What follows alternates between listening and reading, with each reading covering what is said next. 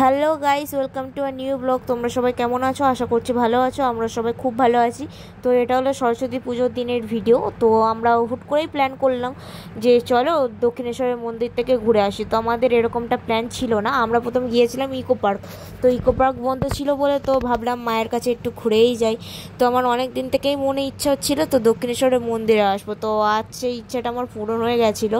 তো কোনো প্ল্যান ছাড়াই চলে এসেছিলাম। তো যেমন বলা তেমন কাজ। তো দুজনে মিলে চলে এসেছি এখন আমরা দক্ষিণেশ্বর মন্দিরে। তো দেখতেই পাচ্ছ এখন আমরা এখন দোকানের দিকে যাচ্ছি তো ডালা কিনবো বলে।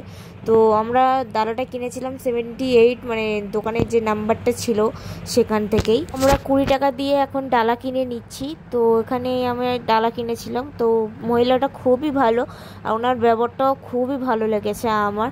তো আমরা 20 টাকা দিয়ে ডালা কিনে নিয়েছিলাম। তারপর সোজা আমরা ডালাটা নিয়ে তো মন্দিরের ভিতর চলে গেছি। তো তোমরা তো জানোই, যারা যারা দক্ষিণেশ্বরে গেছো, তো ফোন নিয়ে কিন্তু ভিতরে অ্যালাউ নেই, ঠাকুরের মুখ দেখতে পাবে না তোমরা। তো ফোনটা আমরা তারপর ওখানে রেখে দিয়ে গেছিলাম। তো তারপর ওখানে আমরা এখন পুজো দিইনি, মানে পুজো দিতে যাচ্ছিলাম। তো আমরা এখন সবে ফোনটা রাখতে যাচ্ছিলাম তো যেখানে রাখে। তো তারপর আমরা বারো এসেছিলাম। তো আমাদের পুজো দেওয়া হয়ে গেছিলো। তো আমরা চাই যে দেখতে পাচ্ছ আমার হাতে পুজোর প্রসাদ আছে। তো আমাদের পুজো দেওয়া হয়ে গেছে।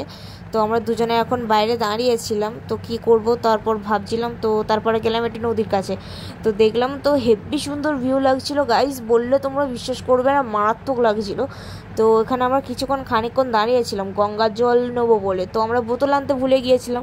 তারপর ওখান দিয়ে একটা বোতলও কিনে নিয়েছিলাম। তো এখানে তারপর গঙ্গার জল নিতে যাচ্ছিলাম। তো দেখতে পাচ্ছ কত ভিড়। তো আমি নিতে পারছিলাম না, শাড়ি পরেছিলাম বলে।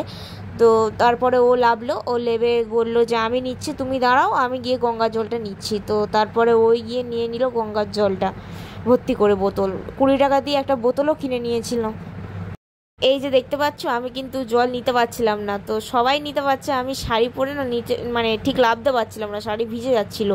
তো আমি পাচ্ছিলাম না বলেই ও নিয়ে নিয়েছিল। তো দেখতেই পেলে তোমরা, আমরা এখন জল ভর্তি করে নিয়ে তো বাইরের দিকে যাচ্ছিলাম।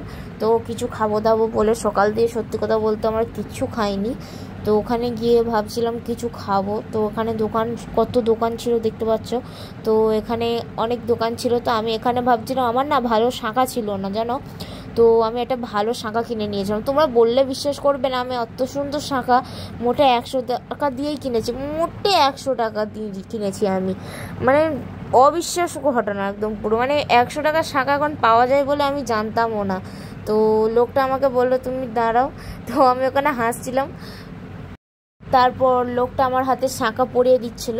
তো শাঁখা টাকা পরে, তো এখন দেখতে পাচ্ছ আমার হাতে শাঁখা পরিয়ে দিল লোকটা। তারপর আমরা শাঁখা পরে নিয়ে তো একটু 10 টাকার ঘুগনি আর একটা সিঙ্গাড়া খেয়ে নিয়েছিলাম।